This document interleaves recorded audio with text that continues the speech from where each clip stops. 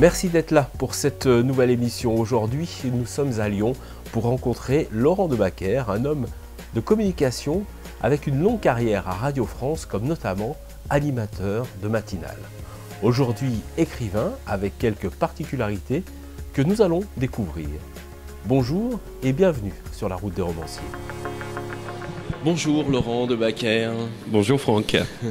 Nous allons partir avec vous sur votre route pour découvrir votre univers, votre vie au quotidien. Et justement, le quotidien, c'est ici que ça commence. Pourquoi c'est ici, Laurent ? Alors ici, c'est le Starbucks qui est à côté de chez moi. Faut savoir que j'ai vécu longtemps à l'étranger, 2 ans aux États-Unis, 8 ans au Québec. Et que le Starbucks ça a toujours été le café du coin pour moi dans ces cas-là.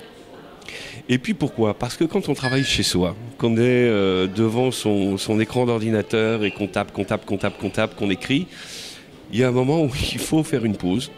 On n'a pas forcément le temps d'aller dans le centre-ville de Lyon, mais juste besoin de faire un petit 45 minutes de pause, s'oxygéner, des fois même se ressourcer, trouver des idées. Et le plus proche, c'est ici. Voilà, c'est à la fois un endroit où je peux me ressourcer, un endroit où je peux même trouver l'inspiration. Voilà, même en buvant votre café ici, vous arrivez à trouver l'inspiration. J'ai toujours mon petit carnet avec moi.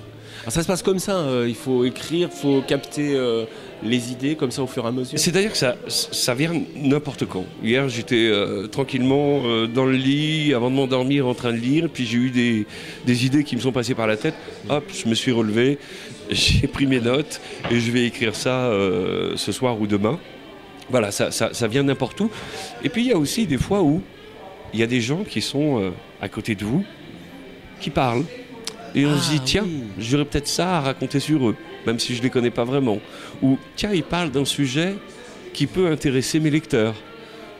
Et on se met à prendre des notes ou des histoires d'organisation, de chapitres. Dans le chapitre, comment ça se place. Voilà, tout est prétexte à l'inspiration, tout est prétexte à écrire en fait. Et puis c'est mon petit coin d'Amérique. D'accord. Alors comment passe-t-on de journaliste à Radio France à écrivain ? Est-ce que c'est du jour au lendemain ou c'est un long parcours ? C'est presque le même métier en fait. J'ai commencé à écrire, j'avais 12 ans. J'ai écrit ma première pièce de théâtre, j'avais 12 ans pour l'école, puis elle a été jouée. À cette époque-là, ça s'appelait les 10%, c'est-à-dire qu'il y avait 10% dans le trimestre, 3-4 jours dans le trimestre où on avait une activité qui était différente de ce qu'on faisait d'habitude. Et puis là, ben voilà, j'ai écrit ma première pièce. Maintenant, la radio, Jean Chouquet, un grand monsieur de la radio, disait « La radio, ça se pense, ça s'écrit, et après, ça se dit. » Et il n'y a pas beaucoup de différence. C'est juste le style qui est différent. On n'écrit pas quelque chose qui doit être dit, comme quelque chose qui doit être lu, mais c'est quand même de l'écriture. Et cette écriture que j'ai acquise en radio me sert énormément aujourd'hui parce qu'elle me permet d'avoir une écriture, je veux dire, accessible à tout le monde, avec des phrases courtes. J'aime les phrases choc, percutantes, les dialogues qui vont vite. Ça me permet d'apostropher les gens tout comme je le faisais en radio. Et passer du micro au papier, c'est douloureux ou ça fait du bien ? C'est un petit peu frustrant par moments, parce que c'est vrai que la radio me manque énormément. Mais on dirait qu'on ne veut pas que je retourne en radio. À chaque fois, il y a quelque chose qui fait que... et en général, au même moment, il y a quelque chose qui fait que j'ai une inspiration pour écrire un livre, un CD. Et c'est comme si on voulait me dire non, maintenant il faut que tu écrives. D'accord. Voilà, ça permet aussi de se retrouver de l'autre côté de la caméra, de l'autre côté du micro. C'est un exercice différent. C'est une transition qui s'est faite pas d'un seul coup. Il y a eu la radio. Je suis parti au Québec. Je rentrais quand même les étés faire de la radio. Je travaillais pour mon ancien employeur. Je faisais des remplacements et c'était très très bien comme ça. Je prenais ma petite dose de radio. Mais néanmoins, c'est là que j'ai monté un cabinet de coaching, de thérapie, de soins par les énergies. C'est là que j'ai voulu aller plus loin, que j'ai même fait des études d'ostéo. Et puis, il y a eu ce besoin de dire, de mettre sur papier tout ce que j'avais dans la tête. Et ça, c'est l'écriture qui vous a ouvert d'autres horizons? Ou vous aviez ça déjà dans la tête? J'ai toujours eu envie d'écrire. Ouais. J'avais jamais trouvé le temps de le faire. J'avais jamais pris le temps de le faire. Quoique, quand je faisais de la radio en France, avant que je quitte la France, je travaillais 10-12 heures par jour. Je me levais à 3h30 tous les matins parce que j'étais matinalier. Ouais. Il y a des fois où je rentrais à 8-9 heures le soir. Là, on n'a pas le temps d'écrire. Vraiment pas.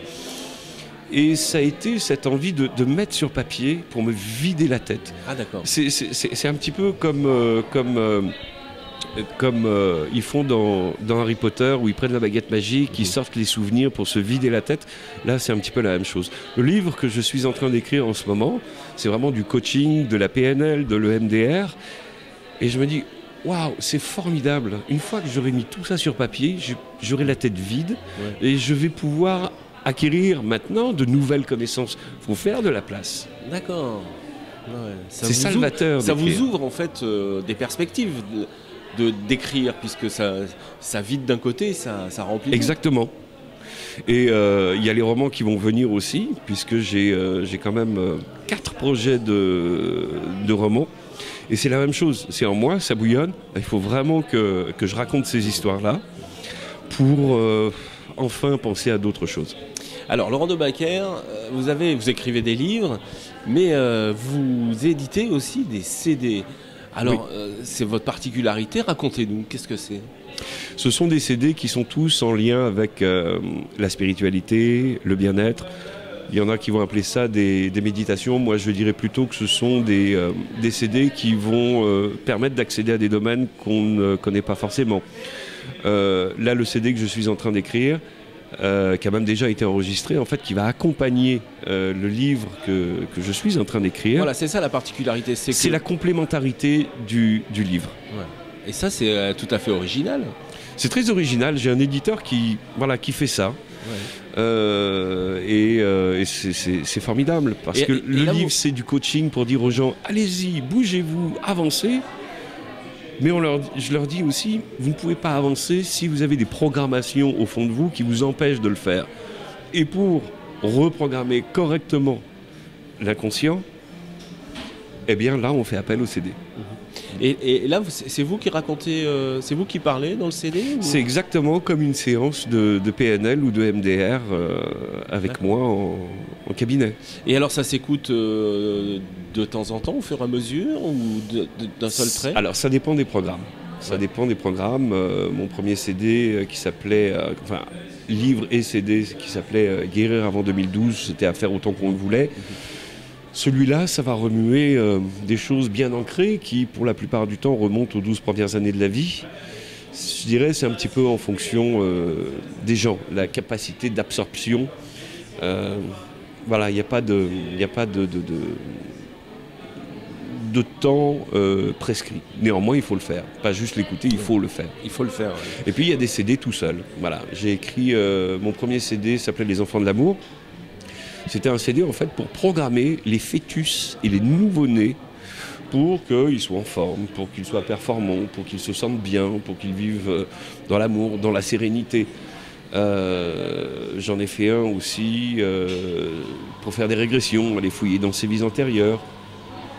Voilà, c'est très varié. Là, j'en ai un en projet aussi sur la technique hawaïenne du Ho'oponopono. C'est très varié. Alors vous écrivez en parallèle, enfin vous écrivez le livre et en parallèle vous écrivez le CD, ou c'est deux travaux, des travaux différents? Ils sont complémentaires, donc par quoi je commence, ça dépend aussi un petit peu de l'emploi du temps. Quand j'habitais au Québec, mon éditeur étant québécois, je faisais ça dans l'ordre que je voulais parce qu'un coup de fil, allez c'est bon je suis prêt, on enregistre. Là aujourd'hui c'est un petit peu plus difficile parce qu'il faut que je prenne l'avion pour aller enregistrer, donc ça se planifie. Mais là à l'heure où on se parle, on est fin avril, le manuscrit doit être terminé pour le 15 mai. Mais le CD a été enregistré au mois de novembre quand je suis allé à Montréal à l'occasion du Salon du Livre. Alors, vous écrivez pour aider les gens, mais est-ce que ça vous aide, vous, Oui, d'écrire ? complètement. Racontez-moi. Complètement. Il y a des fois où j'écris des trucs, je dis waouh, mais ça pourrait te servir dans ta vie. Pourquoi tu le mets pas en place? Vous savez ce qu'on dit des cordonniers. C'est une façon de me rassembler.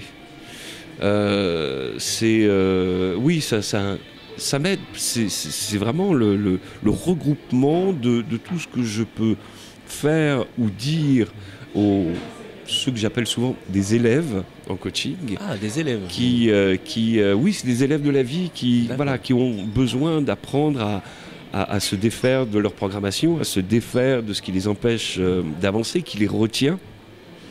Et voilà, c'est un petit peu comme si je me parlais à haute voix et que je me faisais une séance à moi aussi. Oui. C'est-à-dire que vos élèves vous donnent aussi, vous prenez de vos élèves ? Complètement. Ah, c'est intéressant. Le nombre de choses que j'ai appris sur moi en travaillant avec des élèves, mais c'est énorme. Et comme la vie fait toujours bien les choses, souvent j'ai des nouveaux élèves qui arrivent et qui ont un problème similaire à, je ne vais pas forcément dire un problème que moi j'ai, mais en tout cas à des interrogations que moi j'ai. Et en leur parlant, je me parle à moi aussi. Et waouh, oui, absorbe. Et ça, c'est de l'inspiration pour votre écriture aussi ? Oui, complètement. En fait, vous puisez complètement à droite et à gauche. Mais c'est ça, en fait, ce qu'il y a dans le livre que je suis en train d'écrire, c'est 15 ans de cas que j'ai pu voir, des résultats que j'ai pu avoir. Voilà, c'est aussi de ce que j'ai pu lire, de ce que j'ai pu apprendre en formation, parce qu'on ne fait pas ça sans une formation. Voilà, c'est 15 ans de travail qui sont vraiment regroupés pour leur dire, voilà, maintenant je vous fais un lot, on regroupe tout. Vous avez la technique, c'est comme si vous étiez en séance avec moi, maintenant faites-le. Alors justement, je vous donne tout. C'est un gros travail d'investigation, il faut aller faire des recherches, il faut aller lire d'autres auteurs. Absolument. C'est pas simple d'écrire. Absolument. Je dirais que je ne vais pas aller lire d'autres auteurs pour écrire mon livre, mais c'est parce que j'ai lu d'autres auteurs, que j'ai mis tout ça en pratique, que j'ai vu les résultats, que je peux en parler. Jamais je n'écris un livre ou je ne fais un CD concernant des choses que je n'ai pas essayées, que je n'ai pas testées moi-même. Jamais. Oui. On ne peut pas dire aux gens, faites quelque chose, mais je ne sais pas quel résultat ça va avoir. Sûrement pas. Alors vous avez un livre qui est best-seller, mais est-ce que c'est si simple de se faire publier au début et maintenant ? J'ai eu une chance absolument fantastique. Je vois plein d'auteurs, peu importe le type de livre qu'ils écrivent et qui en bavent vraiment pour trouver une maison d'édition. Ouais. Moi, ça a été extraordinaire. J'ai pas eu à chercher. En fait, j'ai vu un livre de Wayne Dyer avec le livre et le CD qui accompagnait le livre. Je dis waouh, un jour j'aimerais bien faire ça. Et puis est arrivé un moment où, comme ça, par hasard, j'ai eu l'idée de mon premier livre, Guérir avant 2012, donc celui qui s'est retrouvé best-seller en 3 semaines. J'ai dit maintenant oui, je vais le faire, le livre et le CD. Et puis, pour faire une histoire courte, j'ai envoyé mon manuscrit et bon, j'avais pas vraiment de réponse. Et puis 3 semaines plus tard, je vais au Salon du Livre de Montréal. Je dis, les éditions ADA ont un stand. Je vais aller voir Louis Lachance, qui s'occupe des éditions ADA audio, voir ce que ça donne. Et puis là, il me dit, oui, on le fait. Ah, ça se passe comme ça. Voilà, au Salon du Livre, il dit oui, je peux pas te donner de date tout de suite là, mais oui, on le fait. D'accord. C'est parti comme ça C'est parti comme ça. D'accord. Et alors maintenant, comment ça se passe pour vous faire éditer ? C'est aussi facile ou... En ce qui concerne les livres et les CD sur le bien-être, on va dire, la spiritualité, oui, c'est comme ça. J'ai eu l'idée de Avance, donc le prochain livre, à une caisse. un supermarché. Je suis rentré. J'ai appelé immédiatement mon éditeur. Je lui ai dit oui, tu sais pas, j'ai une idée. Ça y est, j'ai le sujet. Écris-moi le projet. 2 heures plus tard, le projet était écrit. J'ai pas eu de réponse. Je me disais bon, le temps que ça passe en comité de sélection, blablabla. Non, 4 jours plus tard, sans avoir reçu un oui, je recevais carrément le contrat. Ah, dingue. Ça peut se passer comme ça. C'est une question de confiance. Ouais. J'ai la chance d'avoir un éditeur avec qui je suis complètement sur la même fréquence. On a les mêmes objectifs, on a les mêmes goûts. Et c'est quasiment toujours oui. Mais la relation entre un écrivain et un éditeur, c'est fusionnel. Il faut vraiment qu'il y ait quelque chose qui passe, une confiance. Oui. Autant pour l'auteur que pour l'éditeur. Oui. Ouais. Oui. Mais si je suis dans le doute, je l'appelle, même si on ne parle pas de mes doutes, juste le fait de l'avoir au téléphone, c'est quelqu'un qui est tellement positif, encourageant, spirituel. Hop là, ça remonte, ça me motive, je remonte les manches et puis je me remets à écrire. Alors là, cet éditeur vous attend dans ce que vous faites le mieux, mais vous avez d'autres projets, donc sur les romans, sur d'autres sujets. Est-ce que ça va être si facile de vous faire éditer ? Je sais pas. C'est vrai que les projets de comédie, en plus là, ça va commencer par une trilogie. Ah bah carrément, allez hop. Oui. C'est de la comédie. Hein. Mon éditeur fait des livres, des CD sur le bien-être, principalement. Ils ont aussi une branche jeunesse, très active.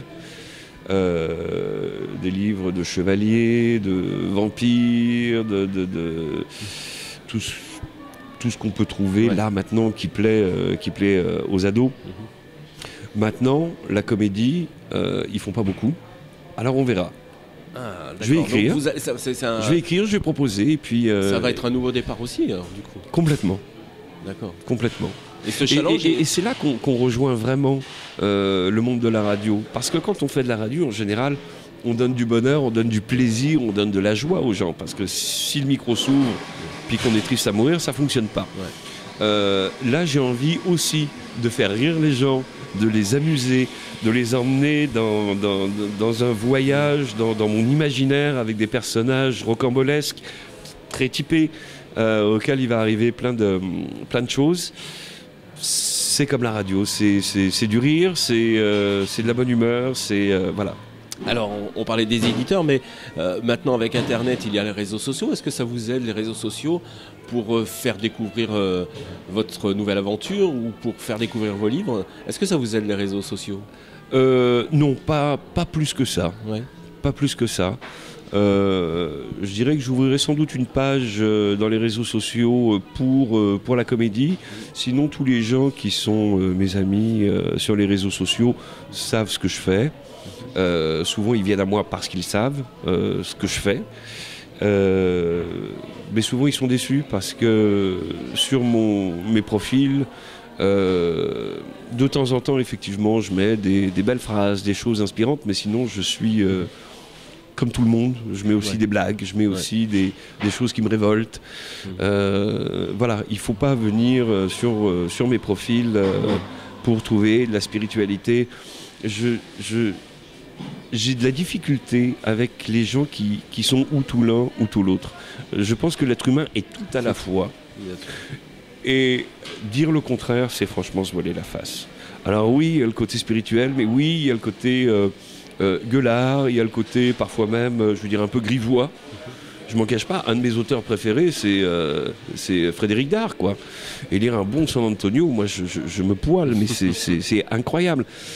Alors ces gens-là, quand ils viennent en espérant trouver un prolongement de ce que je peux écrire, ils sont déçus, parce que c'est pas que ça. Mais est-ce qu'on peut vous écrire ? Vous avez un... Oui, je suis totalement accessible. Voilà, c'est ça. Oui, on tape mon nom et puis on va en trouver. Oui, on va trouver. Parce que c'est intéressant d'échanger aussi avec oui, absolument. Des autres. Et c'est toujours un plaisir quand je sors un nouveau livre, un nouveau CD, et qu'on me dit waouh, j'ai pratiqué. Merci, vous m'avez tellement apporté. C'est extraordinaire. C'est extraordinaire. Ça, c'est le plus beau salaire. C'est encore mieux que les droits d'auteur. Ouais. Parce qu'on se dit, si j'ai pu aider une personne, ben ça valait le coup que je l'écrive. Ça paraît peut-être facile, démago, ce que je dis, mais c'est vrai, c'est vraiment le plus beau salaire. Même chose quand je vois des gens qui rentrent dans mon bureau et qui sont déprimés. Moi, j'en ai même vu, ça m'est même arrivé une fois, c'était à Montréal, où une jeune fille est rentrée dans mon bureau en me disant, voilà, je vous préviens, vous êtes sans doute la dernière personne que je vois parce que j'ai l'intention de me suicider. Ouh. Ah oui. Ouh. Ce à quoi j'ai répondu, ok, c'est votre vie, vous faites ce que vous voulez. Ouais. Mais j'ai 2-3 petites choses à vous dire. Et puis elle est ressortie avec le sourire, puis on s'est revus quand même quelques fois. Et puis aujourd'hui, elle est mariée, elle a des enfants, elle est chercheuse à Ottawa, et puis elle est très très très heureuse. Et ça, c'est formidable.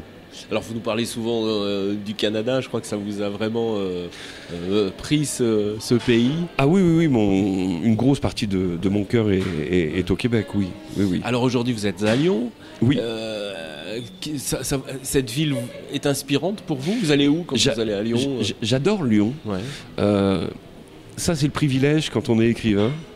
On a juste besoin de sa tête et d'un carnet, d'un support pour écrire. Et après ça, on peut aller où on veut. J'ai choisi Lyon parce que j'aimais Lyon. J'ai découvert Lyon il n'y a pas si longtemps que ça. L'été 2010, je suis rentré en France, j'habitais encore à Montréal à ce moment-là. Puis je suis allé chez des amis de mes parents qui sont vraiment lyonnais, qui ont toujours habité ici à Lyon, qui y sont nés, qui m'ont fait visiter. Je dis, waouh, si j'habitais pas à Montréal, je pense que c'est ici que j'habiterais. Et puis finalement, oui, je suis rentré en France pour différentes raisons. Et j'ai élu domicile à Lyon. J'aime le centre-ville, j'aime beaucoup le vieux Lyon, parce que c'est vraiment là que sont les racines de Lyon.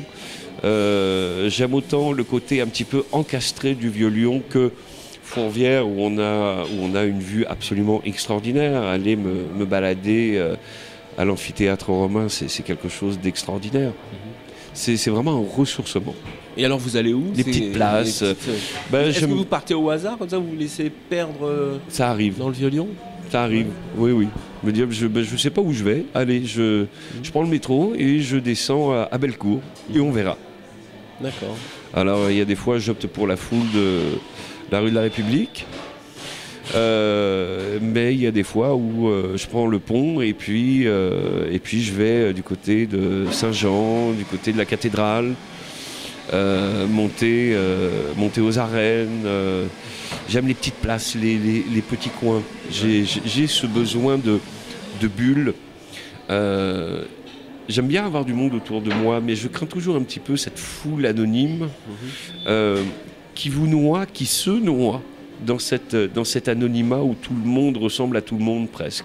Sur une petite place, on peut observer les gens, on peut s'imprégner d'eux, comme les terrasses de café ou les plages. J'adore les terrasses de café et les plages pour ça, parce qu'on est au contact des gens, on peut les écouter, pas par jugement, mais s'imprégner d'eux, écouter ce qu'ils se disent, ça peut être inspirant. Juste se dire, voilà qui ils sont.